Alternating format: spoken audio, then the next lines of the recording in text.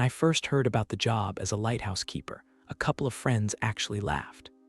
You, in complete solitude, 3 months without Wi-Fi. Sure, it sounded insane for a sociable, city-loving guy like me, but isn't that what your 20s are for? Wild decisions, the stories you'll reminisce about when you're old and boring.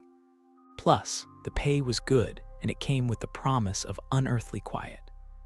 As someone who grew up in a noisy family of 7, that alone was golden. I arrived at the lighthouse on a mild September afternoon. The drive out to the coastal tip was about as eerie as you could imagine, endless, desolate stretches of road flanked by dry, whispering grass. The sky was a relentless expanse of blue, almost too perfect, unnaturally so. The lighthouse stood solitary against the sky, the white paint peeling off its stout body like sunburnt skin, its top crowned with a rusty metal lantern room no longer in use. It hadn't been operational for over a decade, they said, purely ornamental and for historical preservation, with a small adjoining keeper's cottage. A man named Keith, who handed me the keys and a surprisingly hefty rulebook, met me there. He had a weathered look, all leathery skin and squint lines, as if carved out by the wind.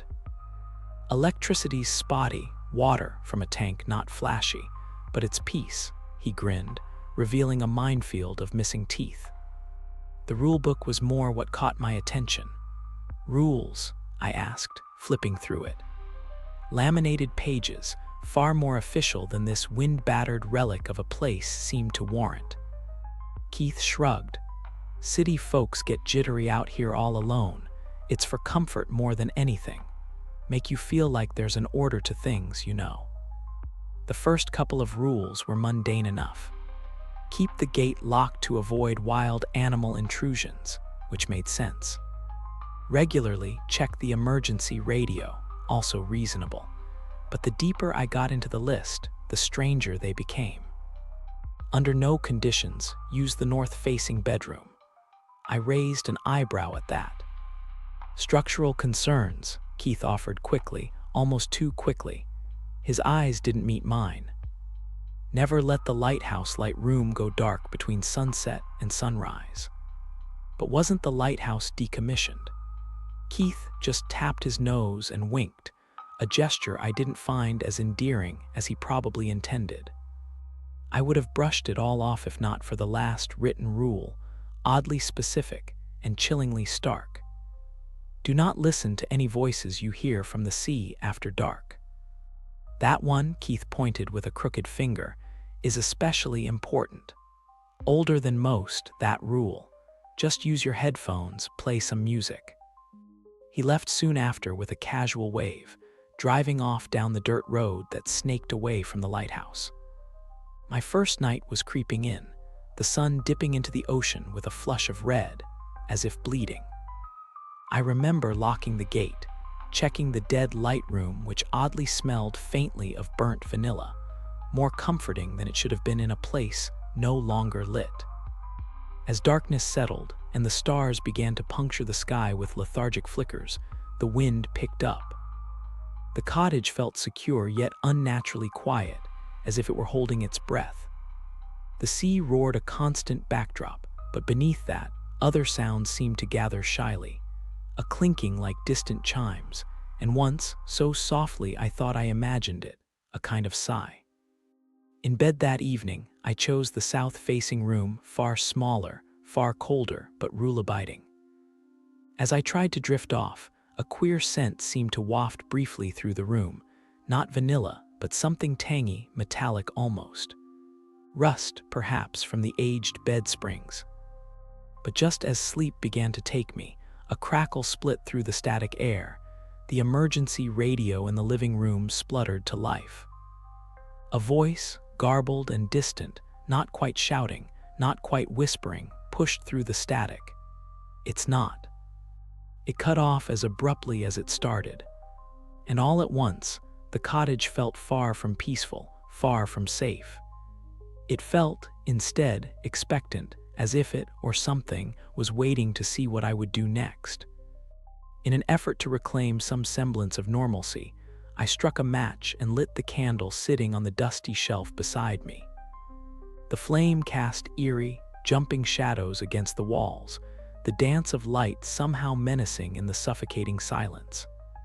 I held my breath, listening, but there was nothing. The quiet was suffocating, choking. Guided by a compulsion I couldn't tamp down, I moved to the window, pulling back the curtain just an inch. Outside, the forest was still, unnaturally so, as if it too was holding its breath. The moon hung low, casting an ethereal glow that seemed to mock my growing terror. Then I saw it, a shadow, or perhaps more accurately, a darker blot against the already black night. It moved, swift and purposeful, and then it was gone, swallowed up by the darkness. My heart thudded painfully against my ribs. Had I seen it, really seen it? I let the curtain fall and backed away from the window, the candle in my hand, a tiny beacon in the enveloping dark. The air was thick, heavy with a foreboding that crept upon me with slow, sinister intent. The earlier screams echoed in my mind, a reminder of the unseen horror lurking at the periphery of my reality. The floorboards creaked as I stepped back, the sound sharp in the quiet. It was a mundane thing, but under the circumstances, it felt like a gunshot.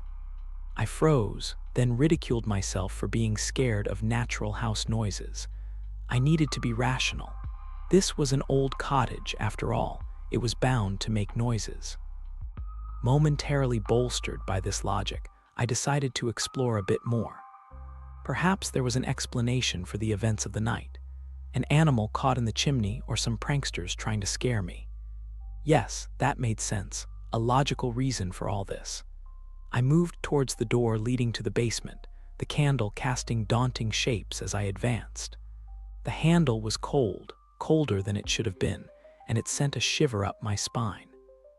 Steeling myself, I turned it and peered into the descending darkness. Mistake, the word whispered through my thoughts as soon as I stepped onto the top stair. The air was cooler here, and it reeked of damp and mildew.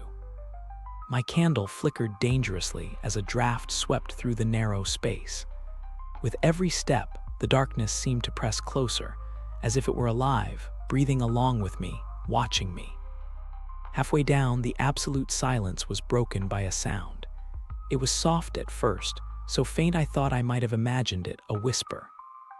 "Not alone," it breathed, a voice like the hiss of leaves in the wind. My hand trembled, splashing wax onto the wooden step. I should go back, but my feet carried me forward, deeper into the shadows. The basement was cluttered with old furniture and boxes piled haphazardly.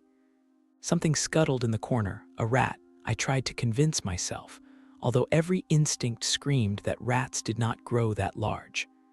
The whisper came again, closer now, not alone, in a mournful mantra. My gaze whipped around the dimly lit room, trying to locate the source. Nothing moved. I reached the bottom of the stairs, my heart pounding so hard it hurt. Then, out of the corner of my eye, I saw it, a figure shrouded in darkness, standing unnaturally still. I swung the candle towards it, the light throwing its features into grotesque relief. It wasn't human, couldn't be. The face was too wrong, too twisted, eyes too bright and too knowing. I stumbled backward, my breath caught in a frozen scream. The figure moved towards me, deliberate and unhurried. The whisper enveloped me, now clear, no longer just a whisper but a voice, resonant and terrifying, speaking a truth I didn't want to hear. "You knew. You always knew." As it advanced, I realized the scariest part wasn't the impending darkness or the creature itself, but the fact that part of me had expected this, had known something was here, waiting. How many nights had I dismissed the shadows, convinced myself it was nothing? The creature was near now, close enough that I could see the malice in its impossible eyes. I turned and fled, tripping up the stairs, the cold certainty filling me. This cottage was never empty. It had been waiting just for me. And as I reached the top of the stairs and slammed the door behind me, the last thing I saw was its smile, wide and terrifying, a promise of horrors to come. With my back against the door, my breath came in ragged gasps, sharp and shrill in the heavy silence that now wrapped the upper floor. The staircase creaked mournfully from the other side, the weight of my pursuer testing each step, a slow, deliberate pressure like the ticking of a clock counting down to doom. Frantically, I scanned the dark corridor for an escape or a weapon. Anything. There was little, only the portraits on the walls, their faces dim and distorted by dust, and the deep shadows that clung to them as if the darkness itself was part of their design. My eyes darted back to the door. The old wood vibrated with a low groan, a prelude to invasion. Something wet and thick tapped against the wood, rhythmic and taunting. Drip, drip, drip. Compelled by an unnerving mix of terror and curiosity, I moved away from the door and toward the nearest room, what appeared to be a study. Books lay scattered, their pages yellowed and their spines cracked, but it was the typewriter that caught my attention. It sat on the desk, a sheet of paper rolled within, half-typed with what seemed like nonsense, a madman's ramblings. Achingly, as I approached, the keys began to clack softly by themselves, the arms hesitating and snapping with eerie precision. A cold shiver traced down my spine. Flee, it lurks. Stepping back, I stumbled over a loose floorboard. The wood splintered with a loud crack that echoed ominously through the room, and the silence. I held my breath, listening, but only the soft whisper of the wind against the window pane met my ears until a new sound broke through. A slow, scraping noise creeping along the outside of the hallway door. The creature was trying to find a way in, its form adapting, reshaping itself to seep through any crevice. Desperate, I searched the room for anything else of use. My hand brushed against a heavy book, Local Myths and Legends *. Perhaps not a weapon, but possibly a clue or a charm within.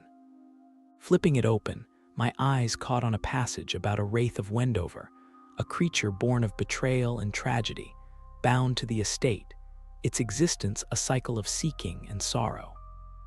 The scraping stopped.